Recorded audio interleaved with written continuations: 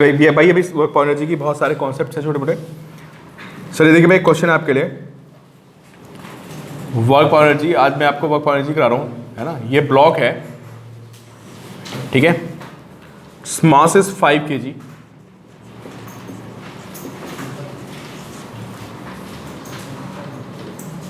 और ये ब्लॉक ऊपर जा रहा है विद व्हाट एक्सेलरेशन? ये ऊपर जा रहा है 2 मीटर पर सेकंड स्क्वायर से। Calculate work done by the string. ये स्ट्रिंग लगी हुई है और मैं इसको 2 मीटर पर सेकंड स्क्वायर से ऊपर रेस कर रहा हूँ। Calculate work done by the string when block rises by 2.5 metre. Question statement note करना। Calculate work done by string when block rises by 2.5 meter. Also find the work done by the gravity. तो आपको क्या क्या बताना है यहाँ पे? Work done by a string, and in part B आपको बताना है work done by gravity। बहुत ही आसान से क्वेश्चन है, 10 सारे बच्चे मुझे आंसर दे देंगे। चलिए बताइए भाई, सारे बच्चों मुझे बताइए वर्क डन होता क्या है? Force into displacement into cos theta, है ना। तो आप मुझे बात दो ना, मैं क्वेश्चन में क्या दे रखा है, ठीक है। सक्षम आपका आंसर सही है। सारे बच्चों मुझे बताइए कि वर्क निकालने के लिए आपके पास किस चीज़ की कमी है? फोर्स की कमी ना। डिस्प्लेसमेंट गिवन है, कितना डिस्प्लेसमेंट है? 2.5 मीटर। तो मैंने क्या पूछा? Work done by string. String में क्या होता है? टेंशन, ठीक है। तो एक काम करो, नहीं यार, टेंशन का जो वर्क डन होता है सिस्टम पे जीरो होता है ना, एक ब्लॉक पे तो हो सकता है ना। तो अभी किस पे पूछा है? एक ब्लॉक पे पूछा है। तो सबसे पहले आप सारे बच्चे मुझे बताएं कि टेंशन की वैल्यू कितनी है यहाँ पे?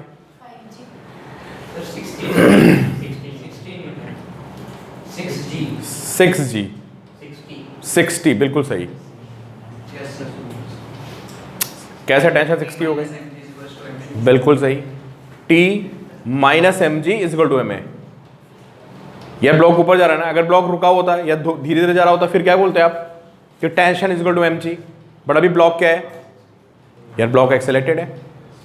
तो क्या इक्वेशन में लॉ ऑफ द मोशन से T minus mg is equal to ma। सारे बच्चे लिखिए। अनुष्का बेटा बिल्कुल सही आंसर है 125, ठीक है। सारे बच्चे लिखें T minus mg is ma, है ना। और तो यहां से बताइए T की वैल्यू कितनी आ रही है? मैं सॉल्व नहीं कर रहा यार, मैं डायरेक्टली लिख रहा हूं। This T is 60 Newton. Clear है? चलो अब ये बताओ, 60 न्यूटन टेंशन हो गई, और टेंशन कहां पे आ रही है? ठीक है सिंथिया, टेंशन ऊपर आ रही है 60, और डिस्प्लेसमेंट ऊपर। तो वर्क डन कितना हो गया बताइए? तो वर्क डन का फॉर्म था FD cos थीटा। तो 60 फोर्स ऊपर की तरफ, डिस्प्लेसमेंट भी ऊपर की तरफ, और इनटू व्हाट? cos 0। तो this is 150 Newton, sorry 150 joule, ठीक है। और अगले पार्ट में क्या पूछा है? What is work done by the gravity. चलो ये सारे बच्चे मुझे बताइए ग्रेविटी का वर्क डन क्या होगा यहाँ पे? माइनस 125 या 120? माइनस में आएगा। क्यों माइनस में आएगा? ग्रेविटी डाउनवर्ड है। एंड बिल्कुल सही बेटा, श्रीन आपका आंसर बिल्कुल सही है। ग्रेविटी डाउनवर्ड एक्शन में कितनी? mg। m कितना है? 5, ठीक है। तो ग्रेविटी डाउनवर्ड डायरेक्शन में लग रही है ना। और डिस्प्लेसमेंट कहाँ हो रहा है? ऊपर हो रहा है। तो बताइए भाई सारे बच्चे, एंगल कितना हो गया यहाँ पे? 180। तो वर्क डन कितना होगा? mg into displacement how much? 2.5, और एंगल 180 इनटू cos 180। cos 180 कितना होगा? -1 होगा। तो दिस इज माइनस 125 जूल। ये हमारा वर्क डन आ गया किसका? ग्रेविटी का। क्लियर?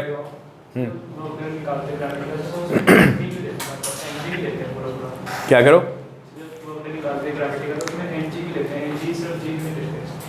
नहीं, फोर्स लोगे ना यार, तो जो ग्रेविटी का फोर्स होता है वो mg होता है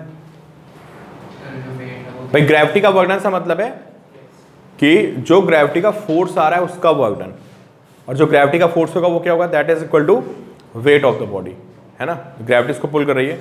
तो बड़ा आसान क्वेश्चन था। अगला बताइए फिर आप, नेक्स्ट में आपको दे रहा हूं क्वेश्चन, है ना, कि work done depends on reference frame. Work done depends on reference frame, तो ध्यान रखना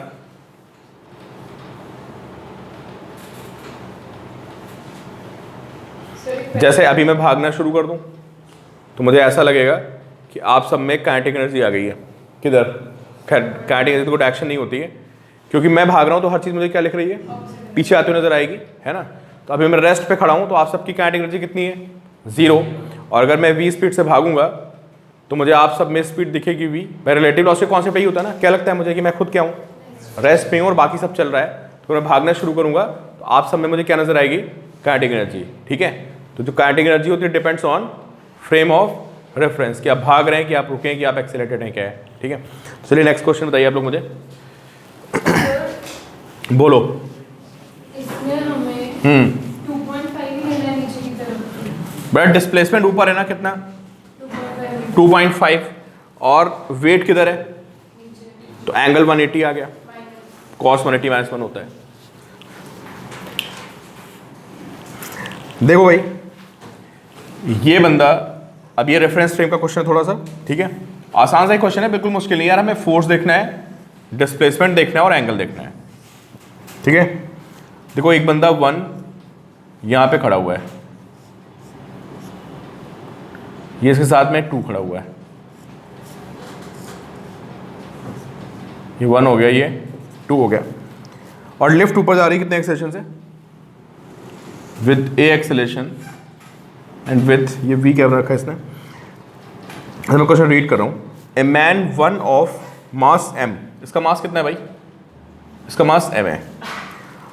कोई क्वेश्चन नहीं, वो छोटा सा क्वेश्चन है, समझे। A man of mass m stands on an elevator moving with upward acceleration a। तो एलिवेटर का एक्सेलेरेशन कितना है, a in upward direction. Elevator starts with initial velocity v0। देखो भाई, एलिवेटर की क्या दे रखी है, इनिशियल वेलोसिटी दे रखी कितनी, v0, और ये ऊपर चलना शुरू करती है विद व्हाट एक्सेलेरेशन a। और ये बंदा, इसका मास कितना है, m, ठीक है। दूसरे वाले का मास क्या है, इसका बस इसका मास दे रखा है m। और एक बंदा ग्राउंड पे खड़ा है, देखो एक बंदा कहाँ पे खड़ा है, ये थर्ड बंदा खड़ा है ग्राउंड पे, एक और ऑब्जर्वर है। कितने ऑब्जर्वर है यहाँ पे बताइए, नहीं 3 ऑब्जर्वर, 2 और 3 है। अब वो किसको देख रहे हैं, 1 को देख रहे हैं, समझे। और लिफ्ट कहाँ जा रही है, ऊपर जा रही है, with what acceleration a, and initial velocity is v0। धीरे इसकी वेलोसिटी बढ़ती रहेगी, ठीक है। तो आफ्टर टाइम t, भाई ये मैन कहाँ चला जाएगा, क्यों भाई, अरे ऊपर चला जाएगा ना कुछ, इसका डिस्प्लेसमेंट ऊपर हो जाएगा ना, और इस मैन का भी डिस्प्लेसमेंट ऊपर हो जाएगा, किसका, 2 वाले का, और 1 वाला देखेगा, वो सॉरी 3 वाला देखेगा, तो दोनों कहाँ गए। अब आपको बताना है work done by normal reaction,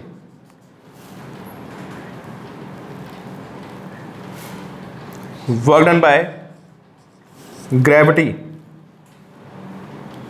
किसके ऊपर, ऑन फर्स्ट ऑब्जेक्ट, मतलब फर्स्ट मैन, जो पहला मैन है उसके ऊपर। बताओ यार, पहले पार्ट में आपको बताना है नॉर्मल रिएक्शन का वर्क डन, और किसका वर्क डन, किसके ऊपर,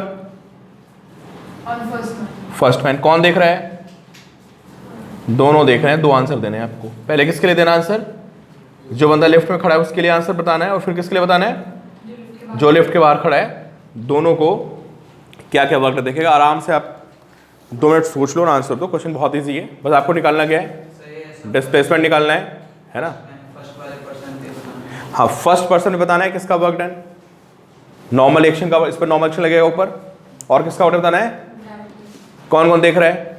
एक बार इसके साथ में बंदा खड़ा है वो इसको देख रहा है, और एक बार कौन देख रहा है, जो ग्राउंड पे खड़ा है वो देख रहा है। सर सेकंड वाले पर्सन को तो दोनों ही केसेस में वर्क डन।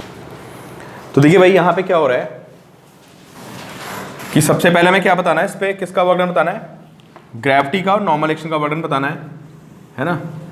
कौन बता रहा है यहाँ पे, मतलब कौन देख रहा है, सेकंड बंदा है ना। तो एक बार देखते हैं, सारे बच्चे देख लिए, फॉर सेकंड पर्सन आप सारे मुझे बताइए कि डिस्प्लेसमेंट ऑफ फर्स्ट पर्सन कितना है। जो डिस्प्लेसमेंट ऑफ फर्स्ट पर्सन है वो कितना हो जाएगा यार, वो जीरो हो जाएगा ना। आप सबने भी बताया मुझे कि जीरो होगा क्योंकि वो उसके साथ खड़ा हुआ है। तो यहाँ पे नॉर्मल एक्शन का वर्डन भी जीरो आएगा और ग्रेविटी का वर्डन दोनों क्या होंगे, जीरो आएंगे। तो ये तुम्हारा सीधा आंसर आ गया जब ये सेकंड बंदा फर्स्ट को देख रहा है। ठीक है, अगले पार्ट में आपसे क्या पूछा गया है कि जो बंदा ग्राउंड पे खड़ा है उसको क्या दिखेगा। ये बंदा ग्राउंड पे खड़ा है ना।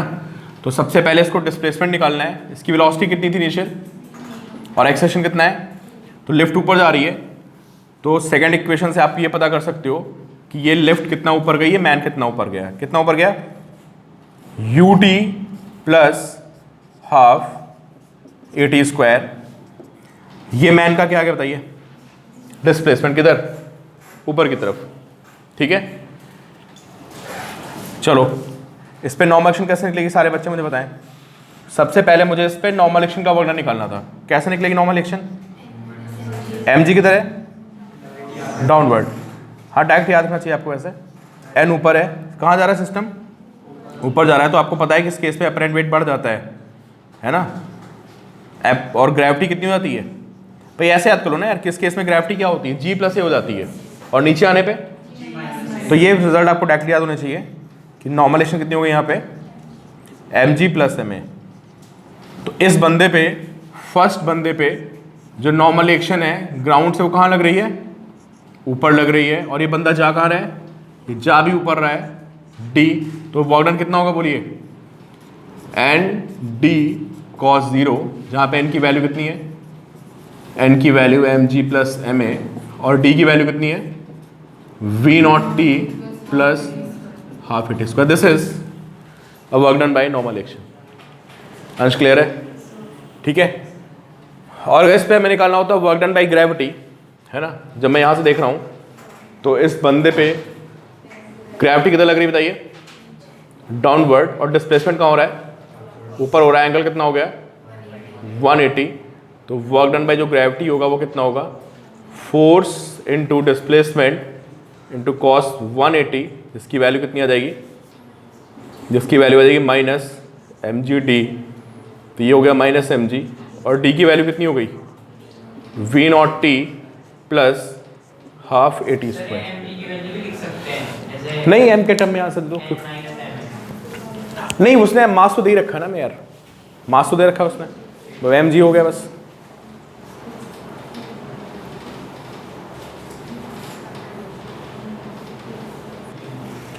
तो चलिए भाई, आप अब सारे बच्चे इस क्वेश्चन का आंसर देंगे यार, बहुत ही अच्छा क्वेश्चन है। और आपने ये आंसर दे दिया, ठीक है, तो इसका मतलब आपको सारी चीज़ें समझ में आ गई हैं। ये इंक्लाइंड है और ये लिफ्ट है, ठीक है। लिफ्ट ऊपर जा रही है कितनी वेलोसिटी से, आप बिल्कुल बेसिक पे स्टिक करिए और आपका आंसर आ जाएगा, है ना। इसका मास कितना है, इसका मास m है। अब क्वेश्चन नोट कर लीजिए आप। An inclined plane is moving up with constant velocity v। Inclined plane is moving up with constant velocity v। A block kept on incline is at rest. A block kept on incline is at rest.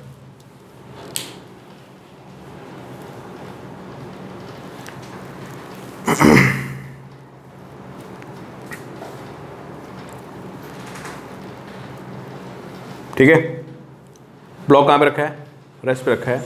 और कितनी velocity जा रहा है inclined, v velocity से जा रहा है, ठीक है। Calculate the work done by gravity friction force, calculate the work done by gravity, friction force and normal action on block in time interval of T, in time interval of T. तो T time में आपको बताना है ना। Left कहाँ जाएगी? ऊपर। Block भी कहाँ जाएगा? कितना जाएगा ब्लॉक? We T. या लिफ्ट की वेलोसिटी कितनी है? वी कोई एक्सेशन तो है नहीं, लिफ्ट की वेलोसिटी वी है। अरे क्वेश्चन पढ़ो तो तब तो समझ में आएगा, समझा रहा हूँ सुनो। हाँ एक ब्लॉक, भाई कुछ बच्चों के क्वेश्चन नया मैं बता दूँ, देखो आंसर भी आने लगे मेरे पास, कुछ बच्चों के आंसर भी आ गए। तो देखो इंक्लाइन पे एक ब्लॉक रखा है, ब्लॉक कहाँ पे? रेस्ट पे है, नॉट मूविंग, और मैंने लिफ्ट को ऊपर वी वेलोसिटी से खींच दिया। कितने टाइम के लिए? 40 टाइम। तो लिफ्ट कितना ऊपर जाएगी? अरे वी टी ऊपर जाएगी ना यार, कोई एक्सेशन तो है नहीं यहाँ पे। तो जो ब्लॉक रखा है वो भी कितना ऊपर जाएगा? वो भी ऊपर वी टी जाएगा। समझ गए? अब आपसे इस पर पूछा जा रहा है वर्क डन किसका किसका? ग्रेविटी ने कितना वर्क किया, ठीक है, और किसका वर्क डन पूछा जा रहा है? फ्रिक्शन ने कितना वर्क किया, नॉर्मल रिएक्शन ने। तो सबसे पहले तो आप ग्रेविटी का फोर्स लिखो, फ्रिक्शन फोर्स लिखो, और क्या लिखो? नॉर्मल रिएक्शन लिखो। ये तीनों चीज़ लिखोगे, फिर क्या देखोगे? डिस्प्लेसमेंट और F D cos theta. Angle देख के आंसर बता दो आप। बिल्कुल सही यार, minus M G B T. M G ना थोड़ी सी गड़बड़ी हो रही है फ्रिक्शन फोर्स में। चलो सारे बच्चे पर ट्राई करो। ग्रेविटी का सबने सही आंसर दिया है minus M G B T. थोड़ी सी गड़बड़ हो बेटा, आप एंगल मिस कर रहे हो। वेट एम जी ना। अच्छा और फ्रिक्शन फोर्स कितना है? M G sine theta. अभी बोला ना यार कि जब ब्लॉक रखा हुआ है इंक्लाइन पे, सक्षम बिल्कुल सही आंसर बेटा आपका। जब ब्लॉक इंक्लाइन पे रखा हुआ है यार, तो इस पर ये फोर्स कितना होगा बताइए आप मुझे। इसको नीचे कौन ला रहा है? अरे भाई ये बहुत इंपॉर्टेंट पॉइंट है यार। इसको नीचे कौन ला रहा है? M G sine theta. इसको रोक कौन रहा होगा? फ्रिक्शन। कितना आएगा फ्रिक्शन? फ्रिक्शन भी यहाँ पे एम जी साइन आ जाएगा। हाँ तो वही तो तुमको एंगल देखना है। तो सारे बच्चे मुझे बताइए फ्रिक्शन फोर्स कितना हो गया यहाँ पे? कोई mu S M G cos theta नहीं बोलेगा यार, क्योंकि ना वो एम जी साइन इक्वल हो जाएगा। अच्छा ये एंगल कितना है? ये एंगल थीटा है हमारा। अच्छा नॉर्मल एक्शन कितनी आएगी बताइए यार? ये नॉर्मल एक्शन इधर आएगी और एम जी कॉस्टा कहाँ आएगा? क्या सिस्टम में एक्सेलेरेशन है यार? एक्सेलेरेशन थोड़ा ना, वी वेलोसिटी से जा रहा है ना। जब कोई वी वेलोसिटी चल रहा होता है तो सारे फोर्सेस क्या होते हैं? बैलेंस होते हैं, एक्सेलेरेशन नहीं होता है। तो व्हाट अबाउट नॉर्मल एक्शन? यार तो मैंने सारा क्वेश्चन आपको बता दिया ऑलमोस्ट। तो नॉर्मल एक्शन का भी मैंने लिख दिया आपको। वेट कितना है बताइए इसका? वेट कितना है? M G. या मैंने तीनों फोर्सेस लिख दिए। डिस्प्लेसमेंट आपको ऑलरेडी बता चुका हूँ। डिस्प्लेसमेंट कितना है? किधर है? तो सारा काम खत्म। एंगल वैंगल बना के लिखो। हाँ फिर से बोलो नॉर्मल एक्शन का वर्क डन। नहीं अब मैंने फोर्सेस लिख दिए ना, अब फोर्सेस लिख दिए, अब बताओ।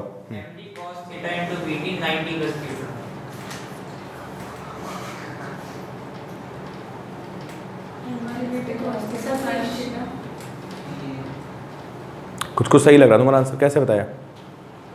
सर इन नॉर्मल रिएक्शन है वो ऊपर जा रहा है, 90 प्लस थीटा का एंगल है उनके बीच में, और mg cos थीटा तो था ही और डिस्प्लेसमेंट vt था।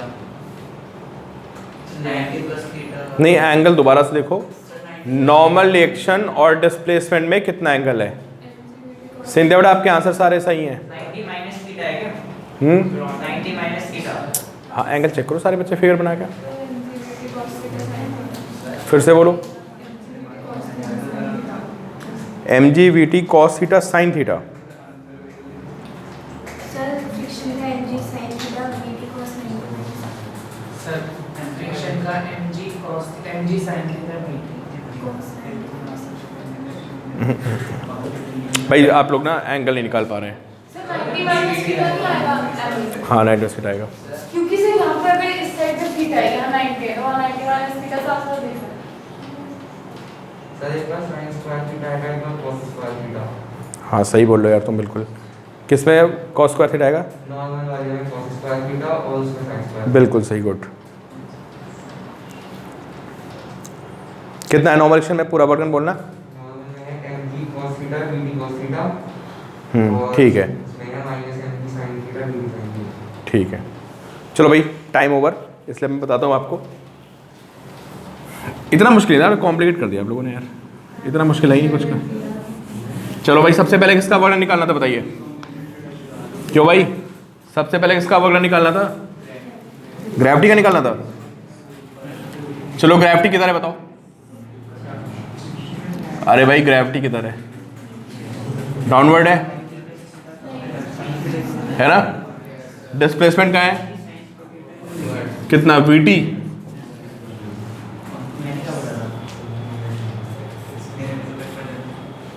बताइए वर्डन कितना आएगा? Force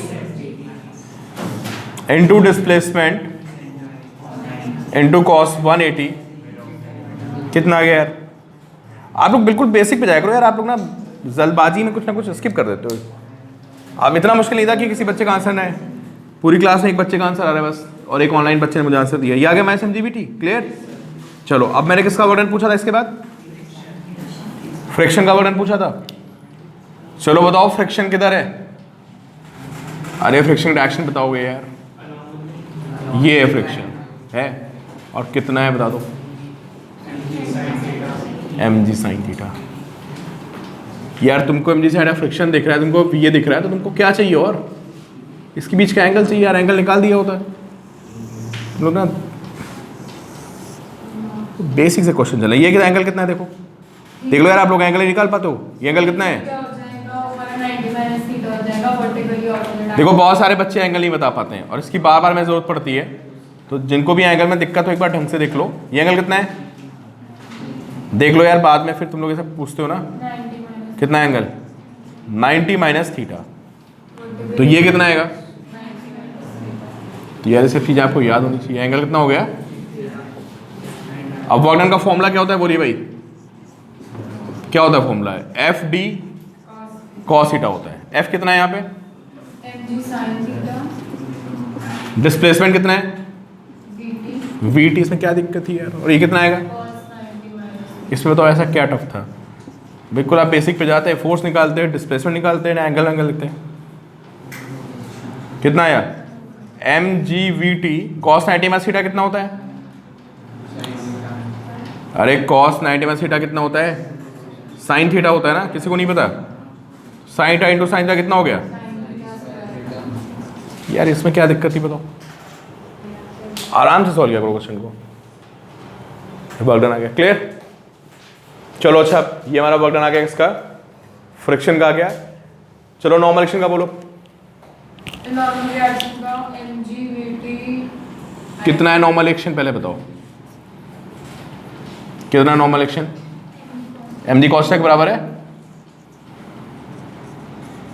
mg cos theta vt cos 90 minus theta cos 90 minus. फिर गड़बड़। वर्ड में नॉर्मल एक्शन कितना आएगा बताओ? नॉर्मल एक्शन इनटू डिस्प्लेसमेंट, और एंगल कितना है इनके बीच में? थीटा एंगल है। देखो ये एंगल अगर 90 माइनस थीटा, तो एंगल कितना होगा? Theta.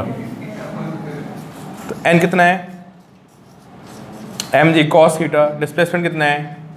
We T and cos theta. कितना आ गया? mg vt cos square. ये भी जेई में 3-4 साल पहले क्वेश्चन आया हुआ था।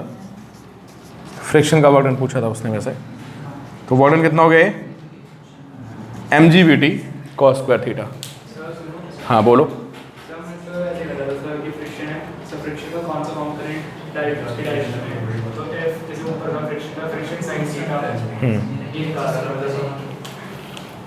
तो फ्रिक्शन ये, हाँ तो फ्रिक्शन का कॉम्पोनेंट कितना आ गया? हाँ तो बस एफ साइन थीटा को उससे वी टी से मल्टीप्लाई करो, तो साइन स्क्वायर थीटा आ जाएगा। अरे बिल्कुल बेसिक पे चले आओ भी, आपको कुछ नहीं करना है, आपको फोर्स देखना है, डिस्प्लेसमेंट देखना और एंगल देखना है, खत्म। आगे अपनी गलती समझ में सबको? कहाँ पे गलती हो रही थी? सर जहाँ पे ये cos 90 माइनस थीटा सर मैंने तो आपको सही कहा था। तुमने सही बोला, मैंने कब तुमको गलत बोला? आपने कहा ठीक ठीक लग रहा है, आपने तो कहीं सही है। मुझे आंसर नहीं पता था ना उस समय यार, तुमने सही बोला था वैसे। चलो नोट के भाई, एक ब्लॉक रखा हुआ है,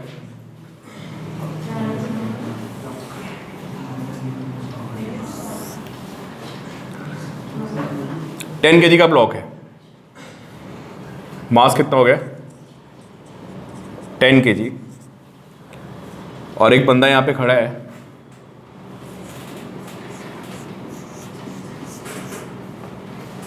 और इसको ब्लॉक को क्या कर रहा है, ऐसे पुल कर रहा है, ठीक है, कितने एंगल पे 37 डिग्री पे।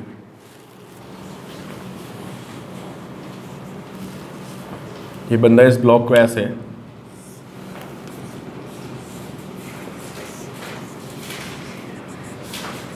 37 डिग्री पे ऐसे रस्सी बांध के इसको क्या कर रहा है, खींच रहा है, ठीक है। और इसने इसको खींच लिया, बता कितना 5 मीटर। जिस ब्लॉक को खींच के यहां पे ले गया है, कितना चलाया इसने इसको 5 मीटर का, इसने इसको डिस्प्लेसमेंट दिया, ठीक है। बंदे का फोर्स कितना है, इस बंदे का फोर्स है 100 न्यूटन, एंगल 37 डिग्री है, डिस्प्लेसमेंट कितना है बताइए 5 मीटर है, और जो कोफिशिएंट ऑफ काइनेटिक फ्रिक्शन है उसकी वैल्यू गिवन है मुझे 0.4। This is coefficient of kinetic friction, ठीक है। आपको वर्क डन बताना है इस ब्लॉक पे, किसका किसका, work done by gravity, work done by normal action, work done by applied force, जो बंदे ने फोर्स अप्लाई कर रखा है, and work done by kinetic friction.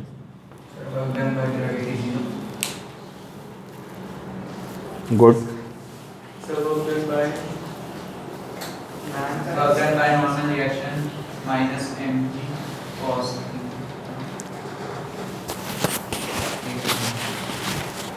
Normal action का भी वर्क जीरो आ गया, दो आंसर तो ऐसे ही आ गए यार, कैसे जीरो आ गया, डिस्प्लेसमेंट कहाँ है, mg कहाँ है, normal action, work done by applied force, what is f, लिख लेना, work done by applied force, what is wfk, work done bye kinetic friction. तो बस इन दो का आंसर तो ऑलरेडी जीरो आ चुका है, ठीक है। इन दो का आराम से सोच के बताओ, f इसका भी इजली आ जाएगा, किसका, जो आपका अप्लाइड फोर्स है इसका वर्क डन भी इजली आ जाएगा, बस फ्रिक्शन में थोड़ा सा आपको पंगा हो सकता है।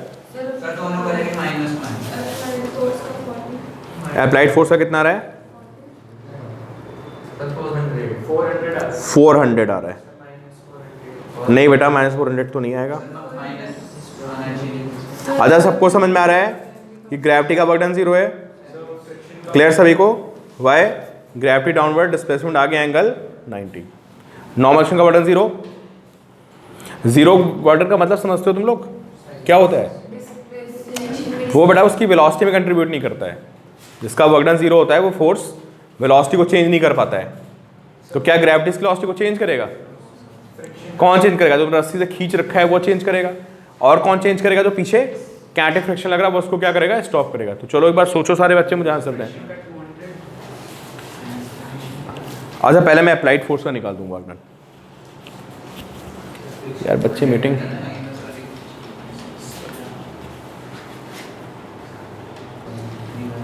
चलिए सारे बच्चे देखिए, है ना, कि सबसे पहले हमें यहाँ पे क्या निकालना है, इन दो का तो जीरो आ गया, ग्रेविटी का, नॉर्मल एक्शन का, ठीक है।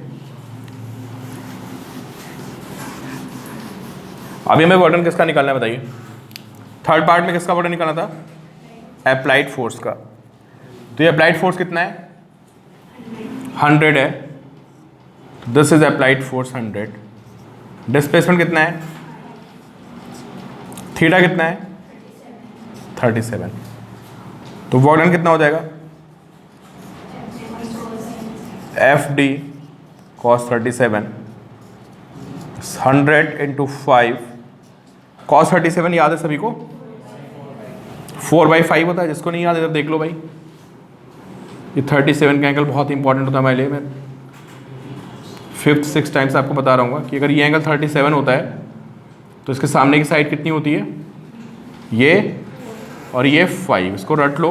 और ये कितना होता है फिर 53। ये ट्रायंगल आपको याद होना चाहिए। तो cos 37 कितना आएगा भाई 4/5। तो this is how much 400 joule. This is work done by applied force. ठीक है, work done by applied force आ गया। ठीक है, और दूसरा में क्या निकालना था फ्रिक्शन। अब फ्रिक्शन निकालना तो यार आप ना बिल्कुल स्टेप पे जाओ। फ्रिक्शन का वर्क डन क्या होता है बताइए। पहले फ्रिक्शन फोर्स कितना होता है पहले ये पता करो यार, म्यू के एन। तो जब तक आप एन नहीं निकालोगे आपका काम कैसे चलेगा। तो पहले तो लॉ ऑफ मोशन से हमें एन निकालना पड़ेगा। How to find N. आपको पता है यार किसी ब्लॉक, अब ये बहुत इंपॉर्टेंट केस होता है यार, जब किसी ब्लॉक पे आप ऐसे लगाते हो, एक दिन पूरा डिस्कशन हुआ था है ना। तो आपका ये फोर्स क्या होता है ऊपर आता है और नॉर्मल एक्शन को क्या करता है वो रिड्यूस कर देता है। भाई बॉडी का वेट कहाँ है नीचे, और आपने बॉडी पे एफ ऐसे लगाया है, तो जो एफ का एक कॉम्पोनेंट आएगा बॉडी को क्या करेगा लिफ्ट करेगा। ध्यान रखना, तो नॉर्मल एक्शन क्या करेगा रिड्यूस करेगा। अब बहुत से बच्चे क्या होते हैं गलती से नॉर्मल एक्शन को क्या लिख देते हैं mg, और भूल जाते हैं कि भाई एक हमने फोर्स भी लगा रखा है ऐसे, तो इस फोर्स का एक कॉम्पोनेंट क्या करेगा mg को रिड्यूस कर देगा। तो देखो भाई ये बिल्कुल आपके दिमाग में बैठ जाना चाहिए कि दिस f एंड दिस 37, तो ये कितना होगा f cos 37, और ये कितना आएगा दिस f sin 37, ये कितना आएगा mg, और ये कितना आएगा नॉर्मल एक्शन है ना। चलो वर्टिकल फोर्सेस बैलेंस करते हैं तो क्या आएगा बताइए। f sin 37 ऊपर की तरफ है, n भी ऊपर की तरफ है, mg नीचे की तरफ है, तो यहां से n कितना आएगा बताइए mg minus f sin 37। mg की वैल्यू कितनी है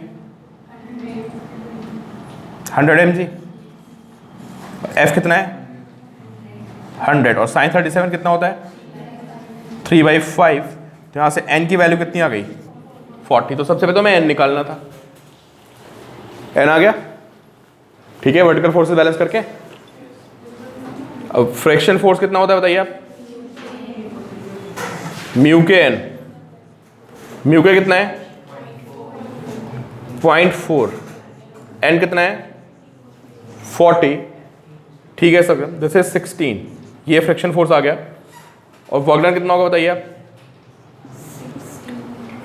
फ्रिक्शन फोर्स कितना लग रहा है भाई, क्यों ये रहा फ्रिक्शन फोर्स पीछे की तरफ, और डिस्प्लेसमेंट कहाँ है आगे। कितना फ्रिक्शन फोर्स है 16, और डिस्प्लेसमेंट कितना है 5, और एंगल कितना है cos 180, इसकी वैल्यू -1 हो गई। तो वर्क डन बाय फ्रिक्शन कितना आ गया -80 हो गया। ठीक है, लिखिए भाई work done bye spring force, work done bye spring force. नहीं है ये थ्योरी है, फॉर्मूला निकल के आएगा एक।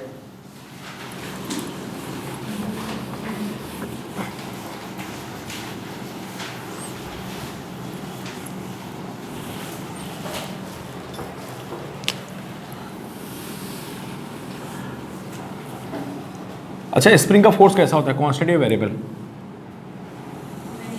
क्यों भाई वेरिएबल होता है ना। तो इसका वर्डन कैसा निकला कोई मुझे पता है, इंटीग्रेट करना पड़ेगा ना यार। तो देखिए भाई ये स्प्रिंग से यहां पे एक ब्लॉक अटैच है,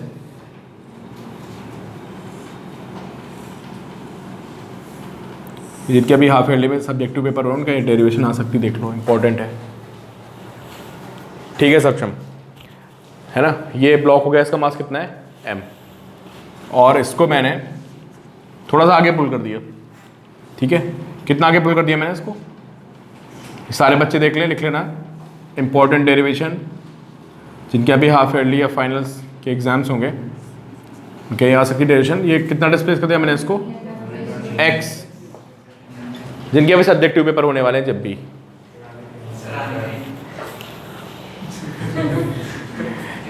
आ गए ना, सबकी हालत खराब हो जाएगी। अच्छा चलो, अच्छा तो ये फोर्स कितना आएगा बताइए इस पे ब्लॉक पे, किधर आएगा या तुम फोर्स भी नहीं बता पा रहे तुम लोग? कल ही बताया ऐसा क्वेश्चन। के एक्स किधर? ऑपोजिट डायरेक्शन में। मैंने खींच रखा होगा इसको उधर खड़े होके, तभी तो जाएगा, अपने आप तो चला नहीं जाएगा। कोई बंदा उधर खींच रहा होगा, है ना?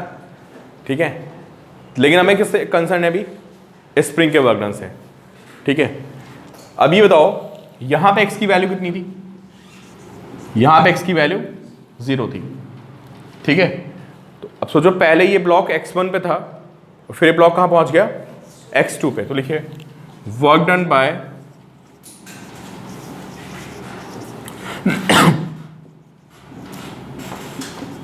Work done bye spring force in displacing object from x is equal to xi to x is equal to xf। xi क्या है? इनिशियल कहाँ पे था, और xf क्या है? फाइनल कहाँ पे था, है ना? मतलब कुछ ऐसा सीन होगा कि पहले जैसे ये ब्लॉक, ये इसकी क्या थी? ये अपनी है नेचुरल लेंथ थी, है ना? और शुरू में कहाँ पे था ये कहीं यहाँ पे था। ये कितना हो गया हमारा बताइए? xi हो गया, और फाइनली ब्लॉक को कहाँ पहुँचा दिया मैंने? यहाँ पहुँचा दिया, और ये वैल्यू कितनी हो गई? एक्सेप्ट। तो कल आपने ऐसे क्वेश्चन किए हैं, है ना, कि जब किसी ब्लॉक को x1 से x2 ले जाते हो तो क्या करते हो? उसमें लिमिट लगा देते हो। क्या लिखते हो? इंटीग्रेशन f dx, और जहां से जहां x जा रहा होगा वो आप लिमिट पुट करते हैं। ठीक है, तो लिमिट क्या लगेगी? xi से xf। क्लियर? बताओ भाई स्प्रिंग फोर्स किधर है? पीछे। और डिस्प्लेसमेंट कितना एंगल हो गया? 180 का एंगल हो गया ना? तो जो आपका वर्क डन आएगा वो कितना आएगा बताइए? वो आएगा, फोर्स कितना है? kx, और डिस्प्लेसमेंट dx और cos 180। समझ में आ रही बात? सबको क्लियर है यार? फोर्स पीछे, डिस्प्लेसमेंट आगे हो रहा है एंगल 180, और x कहाँ से कहाँ तक जा रहा है? xi to xf। This is total work done by that. हाँ, देख लिया आपने? चलिए अभी बताइए क्या कांस्टेंट है यहाँ पे? तो k कांस्टेंट है, और cos 180 कितना होगा? तो क्या बाहर आ जाएगा बताइए? माइनस k तो बाहर आ गया, और इंटीग्रेशन क्या बचेगा? x dx, और लिमिट क्या है? xi to xf। This is minus k। इसका इंटीग्रेशन क्या होगा? x dx का इंटीग्रेशन क्या होगा भाई? x square by 2। एक ही तो फॉर्मूला होता है, x power n plus 1 upon n plus 1, और n क्या होता है वहाँ पे? अरे x की पावर नहीं यार, कितनी पावर है यहाँ पे? 1 है, तो याद कर लो x स्क्वायर बाई 2 इतनी बार आ चुका है। और लिमिट कहाँ से कहाँ तक है? xi to xf। तो माइनस k, और जब आप यहाँ पे लिमिट लगाएंगे तो कितना आएगा बताइए? xf स्क्वायर बाई 2 माइनस, अब ये फॉर्मूला आपको बहुत ढंग से पता होना चाहिए, पीछा नहीं छोड़ेगा। ठीक है, माइनस से मल्टीप्लाई कर देते हैं, कितना आ गया? हाफ के, और xi स्क्वायर माइनस क्या? xf square. ये वर्क डन बाय स्प्रिंग का फॉर्मूला आ गया, और बहुत ज़्यादा यूज होने वाला फॉर्मूला है। ठीक है, अब xi क्या है? क्या इनिशियल क्या? इनिशियल के आगे नहीं बोला आपने? एक्सटेंशन, है ना? और दोनों हो सकते हैं, कंप्रेशन भी हो सकता है और ये एक्सटेंशन भी हो सकता है। ठीक है, सर आप माइनस लगाना भूल गए। कहाँ पे भाई? माइनस हाफ की होगा। सॉरी सर, एक्सएफ क्या है यहाँ पे? फाइनल एक्सटेंशन और कंप्रेशन।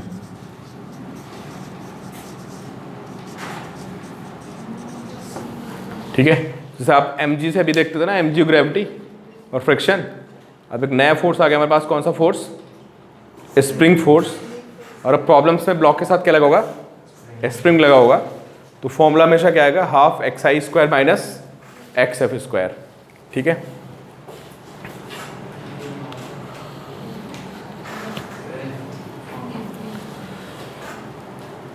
बहुत छोटी सी यार, नहीं नहीं बहुत यही डेरिवेशन थी बिल्कुल। लिखिए वर्क एनर्जी थ्योरम।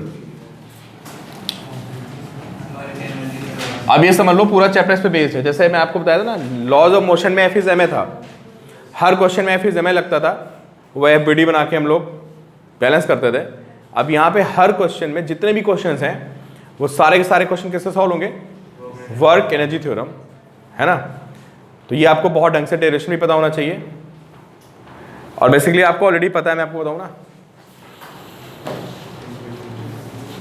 भाई, रुक जाओ, अभी सर्कुलर भी करा रहे हैं, अभी सर्कुलर कंप्लीट नहीं हुआ है। अरे अभी सर्कुलर बहुत बचा है भाई, वो तो थोड़ा सा मुझे डरने लगते तो बता देता हूँ कंप्लीट हो गया है। सर्कुलर चैप्टर बहुत बड़ा है। चलिए देखिए, अच्छा सर वैसे तो काफी सारा है। सर्कुलर मोशन नहीं, अभी इसमें भी काफ़ी है, डायनामिक्स में भी। आज थोड़ा मैं सोच रहा था वर्क एनर्जी करा दूँ ना, तो आपके लिए बहुत सारी प्रॉब्लम्स इकट्ठी हो जाएंगी, इसलिए होता है वर्क एनर्जी थ्योरम। देखिए भाई, लिखिए आप, work done by all the forces, लिखिए आप, work done by all the forces acting on a body, work done by all the forces acting on a body is equal to change in its is always equal to change in its kinetic energy। तो जितने भी work done होते हैं वो सारा जो जितना भी वर्क डन करोगे आप किसी बॉडी पे, वो कहाँ जाएगा, उसकी काइनेटिक एनर्जी को चेंज करने में। जैसे मैं आपको बताऊं कि आपने पढ़ रखा है, देखिए, हालांकि थोड़ा ये केस जो है स्पेसिफिक हो जाएगा। आपने पढ़ रखा है V square is U square plus 2s, पढ़ा है ना सबने। तो V square minus U square को उधर ले आते हैं, कितना हो गया, ध्यान से देखिए आप लोग, दोनों साइड में m/2 से मल्टीप्लाई कर देते हैं, कितने से, कितना हो गया, half M V square minus half M V square, और ये कितना हो जाएगा, ये एम ए क्या हो गया, फोर्स, और एस क्या हो गया, क्या आ गया ये, और ये क्या लिखा हुआ है ना। ये मतलब आपको पहले से पता है। अगर हम इस फॉर्म को देखें, है ना, तो अब क्या है, अब इसको लेकर मैं डराइव करना है, नहीं वो डेरिवेशन नहीं है, अभी मैं इससे करना है। तो क्या पढ़ा आपने कि work done by all the forces equal to क्या, change in kinetic energy of object. देखो भाई, ये एक ऑब्जेक्ट रखा हुआ है, बनाइए, इसका मास कितना हो गया m, ठीक है, और इसको मैंने यहाँ F फोर्स से पुल कर दिया। अब मेरा फोर्स क्या हो सकता है, भाई कांस्टेंट भी हो सकता है और वेरिएबल भी हो सकता है, कुछ भी हो सकता है, ठीक है। तो अब ये बताइए, जो वर्क डन होगा इस पे कितना होगा, इंटीग्रेशन कितना होता है, एफ डी एक्स, जहां भी आप ले जा रहे हो, पहले इसकी वेलोसिटी कितनी थी, u थी, और फिर आपने इसको यहाँ पे खींच दिया, इसकी वेलोसिटी कितनी हो गई, इसकी वेलोसिटी कितनी हो गई, v, ठीक है। इनिशियल वेलोसिटी कितनी थी, u, फाइनल कितनी हो गई, v, और ये शुरू में कहाँ पे था भाई, ये शुरू में x इक्वल टू 0 पे था, ठीक है, फिर ये कहाँ पे x1 पे, और ये फाइनली ये कहाँ पे इधर x2 पे। ये कहानी है इसकी। तो वर्डन कितना होगा, एफ डी एक्स होगा।